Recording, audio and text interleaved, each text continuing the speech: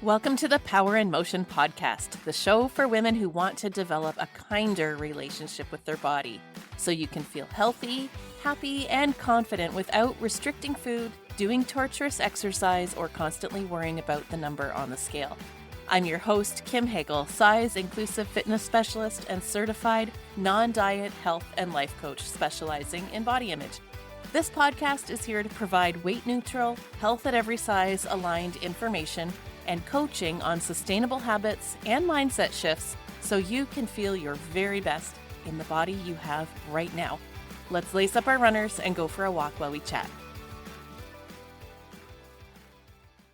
Hey friends, welcome to episode 100 of the Joyful Movement podcast. You might not recognize my voice because I've never been on this podcast before, but my name is Becky Nethery.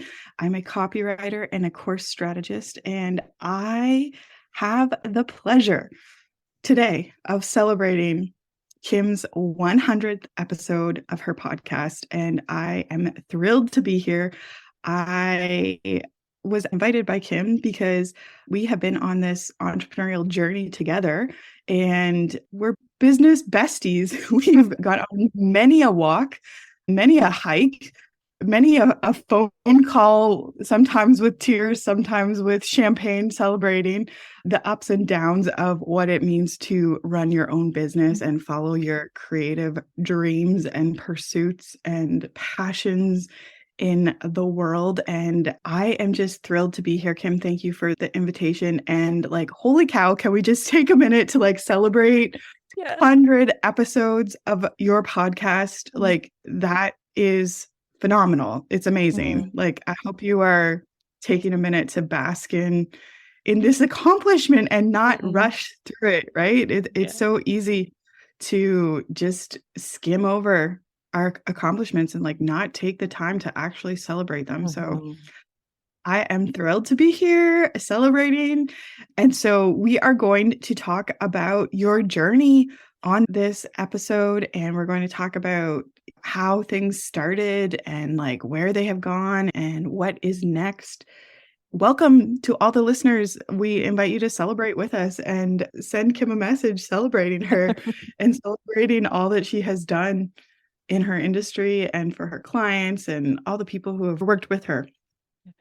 So can I just interrupt you for a second and say that I'm so thrilled that you're here celebrating this momentous occasion with me. There's nobody else that I would rather celebrate this with because, as you say, we have done a lot together. We've been with each other through a lot of ups and downs over the last couple of years, and we've developed quite a relationship. I think community is so important in this work, and you are one of the people who have really held me up and been one of my greatest cheerleaders. And I'm so excited to share this moment with you. And like you said, I am taking a moment to soak it all in because it's a pretty big deal. You're right. We tend to gloss over the things that we do, tend to focus on what's not working and, what needs to be changed and all of that. But we tend not to bask in our accomplishments. And I am, because it's a big deal for a girl who always grew up being really shy and thinking she didn't have anything valuable to say, and who a couple of years ago thought the idea of even having a podcast was ridiculous. It's a pretty big deal. Yeah. Yeah. I'm thrilled to be here. And I totally agree. The power of community and, running your own business can be lonely. Yeah. It can be hard to find people who get the decisions you're making, the leadership that's required, getting your brand message clear, working with clients, there's a lot, sales, marketing, all of these things, accounting, and those aren't the things we're trained in usually as entrepreneurs, right? You're really gifted usually at the thing you're specialized in, right? I'm a good coach, I'm a good personal trainer, but all of that other stuff you just mentioned, I've had to learn and figure out along the way, as did you, right? Yeah, exactly. Yeah.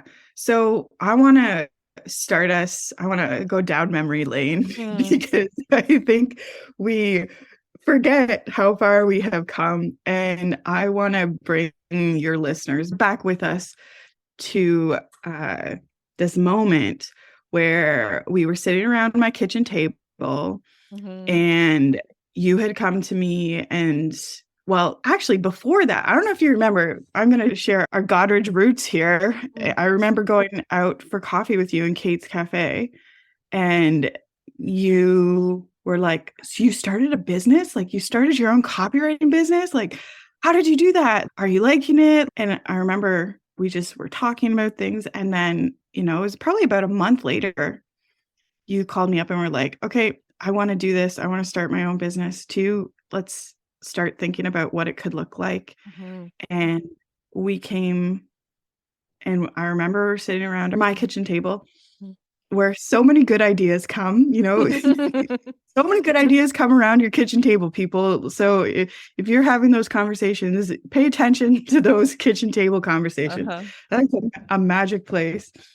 So take us back. What were you thinking there at that beginning of your journey? Goodness, so many scattered thoughts. And I guess to also kind of backtrack a little bit, you and I have known each other, I don't know, 10 years maybe? Yep. At least that long.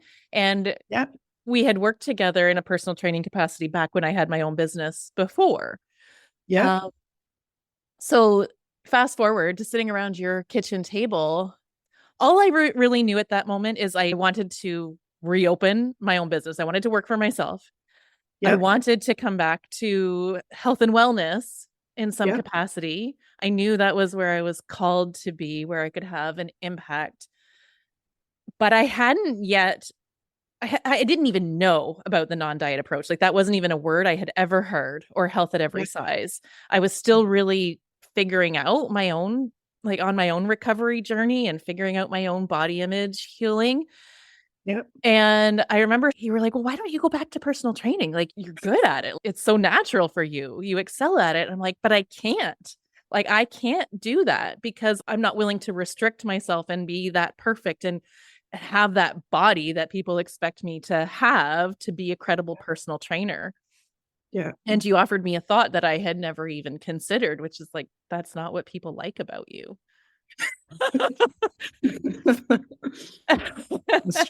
I was like, seriously? I don't know what to do with that. Like, I'm okay with how my body's changing and what I'm working on personally, but I am not ready to hear that other people don't see me that way. Like, so, so that led to a lot of confusion around how I was going to start this new business, because I didn't know how I was going to show up in health and wellness without being what I had previously associated with that role. And I think at that point, you didn't even know what was possible. Like, you knew you wanted to help people in this capacity, but you didn't, I think there was like, it was almost like an unbecoming or like an unlearning of what you thought was required to show up as a leader in your industry. And can you tell us more about your journey? Because I love that you started even though you didn't have it all figured out. And it was like in that evolution and in the like taking the first step and then taking the next step, and things appeared and you learned, and there was quite a transformation that you went through in, I would say, the first year of your business, right? So yeah, a lot of things transpired that I didn't see coming, both good and bad. Well, they all ended up for the best, right? But some things I saw as a negative at the beginning. But yeah, I think to your point about you started even though you didn't know how it was going to go, or you didn't feel ready, was, I guess there was a part of me that knew whatever it was that I was learning and I was becoming and I was trying on for myself, other people needed that same kind of support, right? Like learning to accept their body as it is, learning to disconnect their worth from their weight, or learning to feed themselves, trust themselves, to honor their hunger and fullness and satisfaction without measuring the success of their eating habits on the bathroom scale. Like, I was doing this work myself, and it's helping me. Like, I am feeling better. I'm liking the results that this is creating in my life. So somebody else might need this too. And I just stepped into that. even though I Amazing. really doubted myself. Like, I don't mean to make it sound like I had it all figured out. There was a lot of self-doubt still, but that drive was in me to take what I was learning and share it with the world. Yeah. Can you tell us about how you learned to uncouple your worth from these like external measurements? Because I think like I'm going to take it even bigger than like the world of body image, but I think that in society there's these certain measures of success that we think, you know, if I hit this measure, I'll be enough or I'll be worthy. Yeah. And can you tell us about your journey of like realizing that's kind of bullshit? Like it's a losing battle. Yeah. Well, there's a few things that played into that, and it certainly didn't happen overnight. I think one of the most important business decisions I made fairly early on was taking the non-diet professional mentorship. And like you say, I thought that I was working on body image. I thought that I was uncoupling my worth from my weight. But as you say, it's all these other things, all these other metrics. Yeah.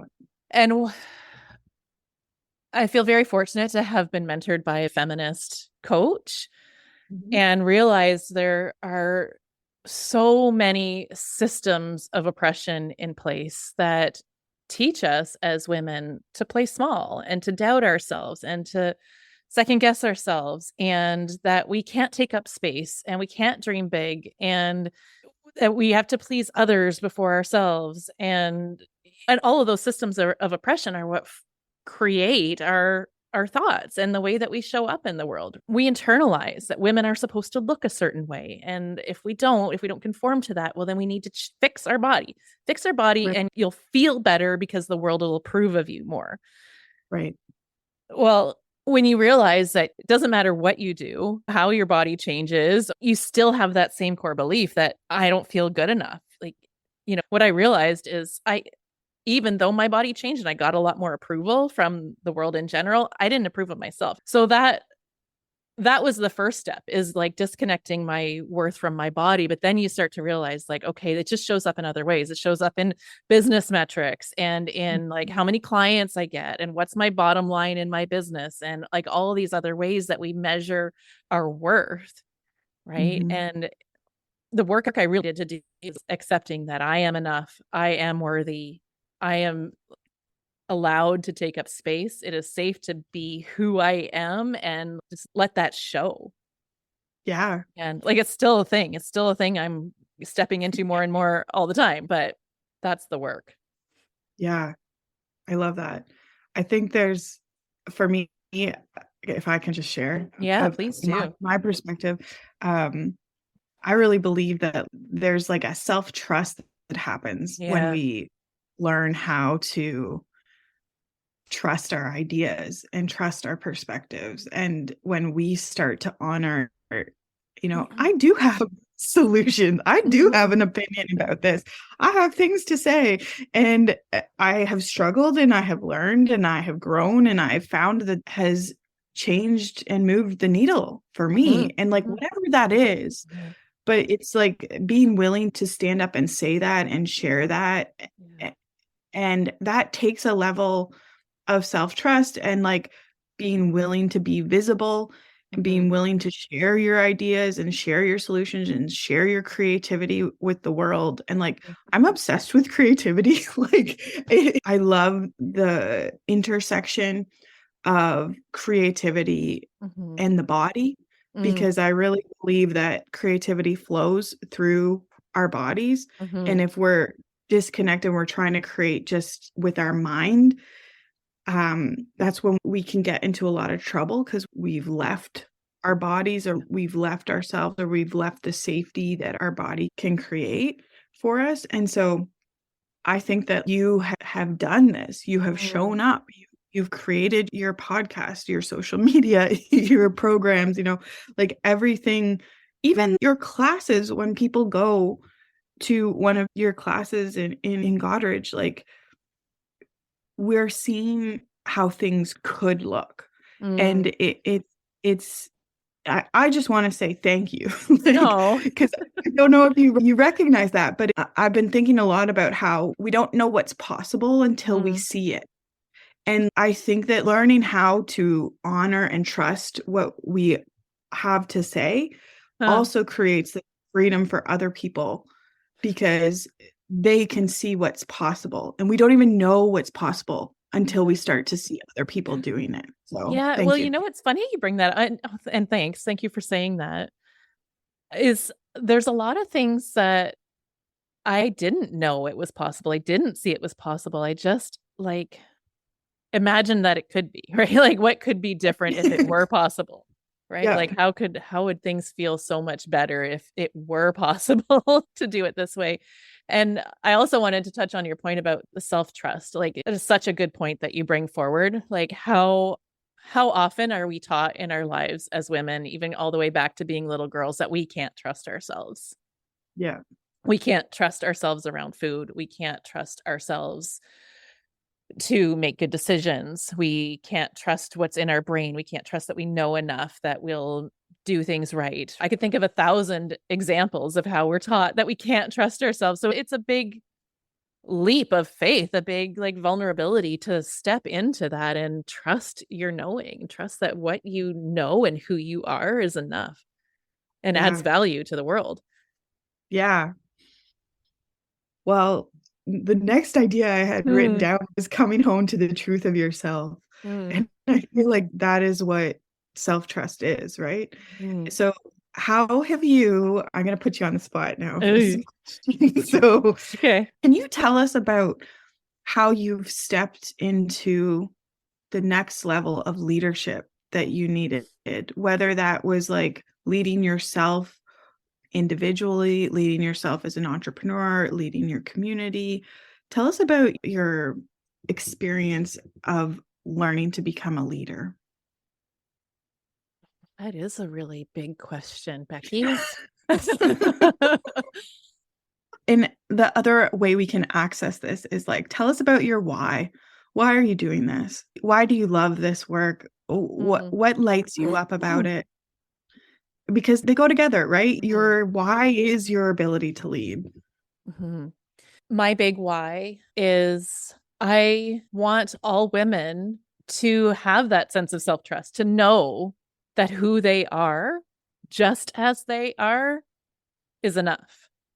Yes. And I really, really think that when we keep women obsessed with their bodies and food and exercise and all of that surface stuff, like trying to conform and trying to fix themselves, like considering themselves a project to be fixed, it keeps them out of their true purpose. I think that women could be doing a lot of amazing things in the world. I think the world would be an entirely different place if women weren't so obsessed with their bodies and trying to fix themselves. That's my why.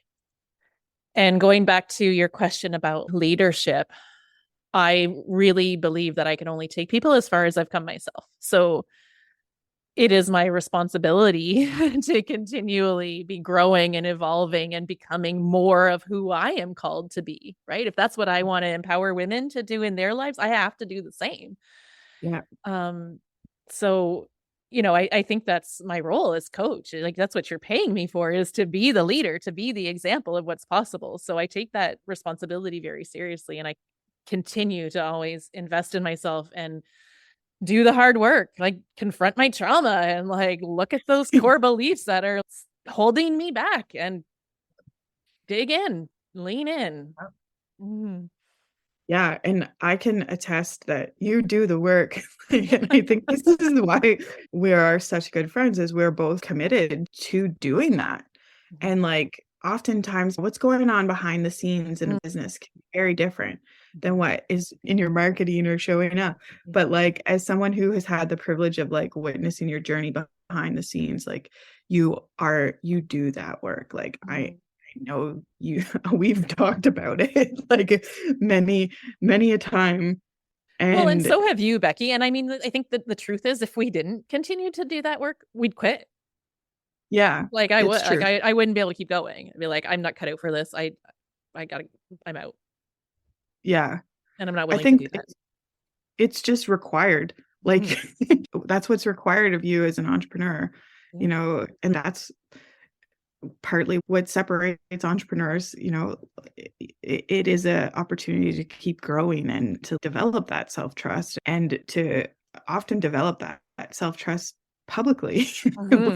So how do you think that women, and you've talked about this a little bit, but I want to give you another opportunity to see if there's anything else you can say about it. But how does your relationship with your body impact your ability to pursue your dreams?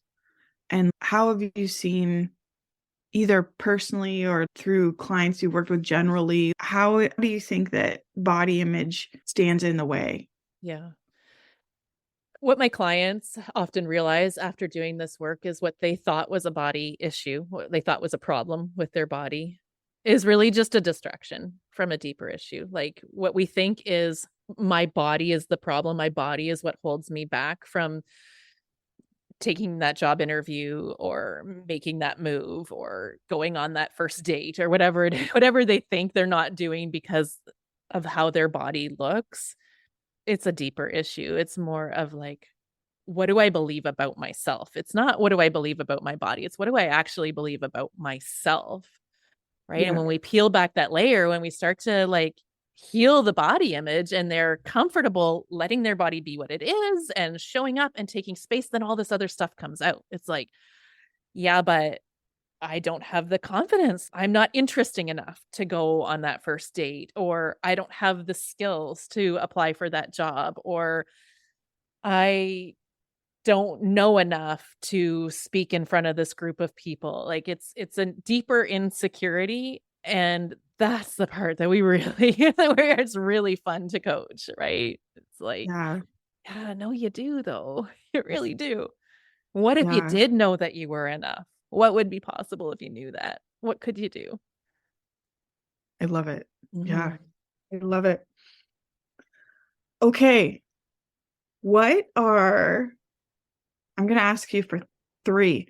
What are three of your biggest celebratory moments in your journey in the past 3 years? Three things that you want to celebrate. Okay. And can I share one? Yes. I think we have to share that you opened the doors of your gym on the day the world shut down in 2020. Like Yeah. you could not plan that timing. You can't make this shit up. Oh my God. Like the resilience that you know, good for you. The resilience you have to open a gym on the day the world shuts down due to COVID. Yeah, that was awesome. That maybe that's not the celebratory moment, but that's No. like, But you know what what I am fully. celebrating is the resilience, right? It was like, oh, that was really awful. I remember a lot of tears at that time.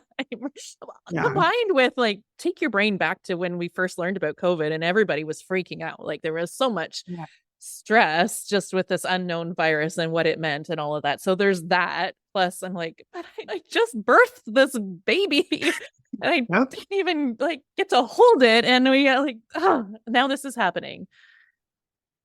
So it sucked. It really did. And I'm not going to say that it was easy to pivot. Aren't we all sick of that word?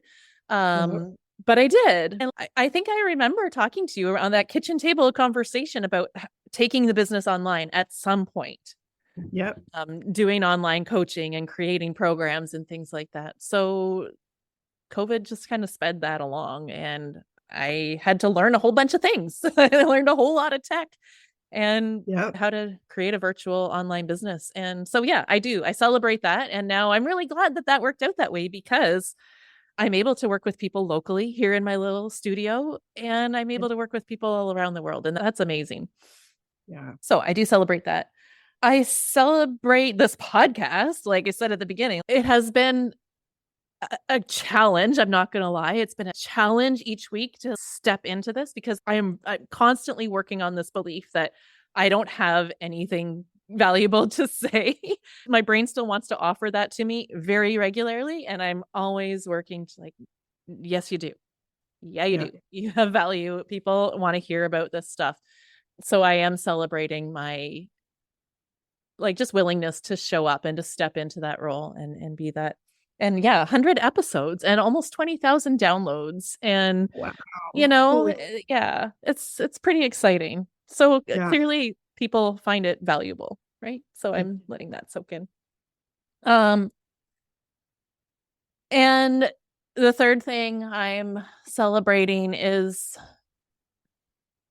even though it felt like a slog sometimes, my willingness to continue to bet on myself and show up for myself and lean in and do the work and show up and try these things, like follow this path that I know I'm called to be on, even though I had no proof that it would work. Right. Like I said, I didn't see the light at the end of the tunnel or know what the end even looked like, but it's like, I just keep going because I know that this is where I want to be. So yeah, I'm celebrating that too. There, Amazing. Amazing. I love it. Yes. Celebrating all that. And I think that is like such a powerful example, because I bet all of your listeners have some idea of something they want to create, some dream that they want to pursue. And it's like, this is the moment when you're like the wizard in the Wizard of Oz, and you're pulling back that curtain, and it's like, this is what it is required. People are following those breadcrumbs. People are trusting that they're doing what their passions are, and that there is self-trust, and we can follow our creative ideas, and that the world needs that, right? Like, if you have the inspiration to create something, there's people who need that as well. Like, it doesn't exist in isolation. No, they go together. And so congratulations on all of these things, like this. Oh, thanks. And congratulations on who you are becoming. Thanks. Because it's not just the external measures. It's like, who are you becoming? And who you were when we met for coffee and who you are now is a totally different person, right? And you would not have got there if you did not take those steps and trust the unfolding of how things are happening. So I don't know. This is why I love business. Like, why I love creativity, because it is this unfolding of how we can become who we really are. Yeah. It's a great journey of self-discovery, right? Yeah. And you'll be confronted by a lot of your stuff along the way, but it really is a great journey. Yeah. Awesome. So tell us what's next with the podcast. Any ideas of what you're going to be doing with it?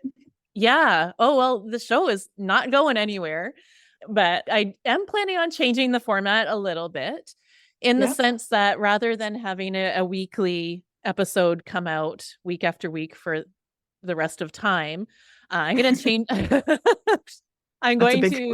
is a big commitment, right? And sometimes like I love producing content for the show, and I do think I have valuable things to share. It's not that, it's just sometimes it's a lot to come up with new ideas on a regular basis. So I am going to be changing the format to more of a seasoned approach to the podcast. Awesome. So 3 or 4 times a year, there'll be a block of episodes around a particular theme that I'll release. And then starting in the new year, I'm going to re-release my first 12 episodes. So they were all around the 10 principles of joyful movement that I created when I was first formulating my ideas for my business. I created 10 principles of joyful movement, kind of paralleling the 10 principles of intuitive eating. And I created an episode for each one. So I'm going to re-release those because it's been like over 2 years. And I think a lot of people maybe haven't heard them, or it's time for a refresh on them. And then once those 12 run their course, then you can look forward to a fresh new season. And I don't even know what it's going to be about yet, but it'll be awesome. The creativity will strike. You'll know. Right. It'll show itself. Amazing. Well, is there anything else you want to share with your listeners on your 100th episode? I wanted to share an intentional thought that I've been working on lately that just kind of popped into my brain as we were talking here, which is that if I desire it, like if it's in me, then I can trust that it is for me. that it is meant for me, and that creating it is not only possible, but can be easy and can be fun. So in other words, like, trust those passions, trust those desires. They are in you because it is for you and because the world needs it, like you said. So I just kind of want to leave that as a parting thought for people who are listening. And I want to say to you, Becky, thank you so much for being here today and for interviewing me and for all of the support that you've given over the last couple of years as we've done this journey together. Like, it's been so, I don't even know the word to describe the impact it's had to walk this together side by side. Same. I feel the same way. Like, having a sounding board, having someone going through this work together. And I loved it. Like, we seemed to be on different journeys, but we always had things in common that we were learning. And, you know, if there's anybody who is an entrepreneur who is listening, I just encourage you to find your business bestie, find the person you can call up and brainstorm things with, and like show up with your wins and your struggles, and having that community, having the people you can talk to who get it. I think on whatever, like, maybe you're not even an entrepreneur, but like having that kind of support in your life is so valuable and so necessary. And yeah, I love that about trusting your desires, like coming back to that idea that you can trust your desires. And so I'm thankful that we're both on this journey together. And yeah, it's been really fun to watch you and to get to, I don't know, brainstorm together, camp together and hike together, and all the adventures we have been on. Yeah, thank you. It's been quite a ride, and I look forward to so much more of it. Yeah, me too. Me too. Thanks so much. All right. Well, thank you everyone for tuning in. Stay tuned and look out for the next 12 episodes will be coming in the new year on Joyful Movement. And Kim, we're excited for what's next, and we're celebrating how far you've come. So kudos. Yes. Thanks so much, Becky. And thanks to all of you who have listened and continue to listen to the Joyful Movement Show. I can't even tell you how much all of you mean to me. We'll see you back here next week for more. Thanks for tuning into the Power in Motion podcast today. If you love what you're learning here, then I invite you to take the next step of embodying these concepts into your own life so that you can live your healthiest, happiest life and never again feel held back by your body. Coaching is the fastest, most efficient pathway to taking what you know in your head to actually applying it and seeing results. Whether you're looking to make changes around movement, food, body image, or all three, I'm here to help you nurture a kind, respectful, and trusting relationship with your body so you can feel your very best. Click the link in the show notes to book a free consultation, and together we'll uncover what's getting in the way of you having the results you want. You'll leave this call knowing exactly what you need to work on, and together we'll explore whether one of my coaching offers is a good fit for you. I can't wait to meet you.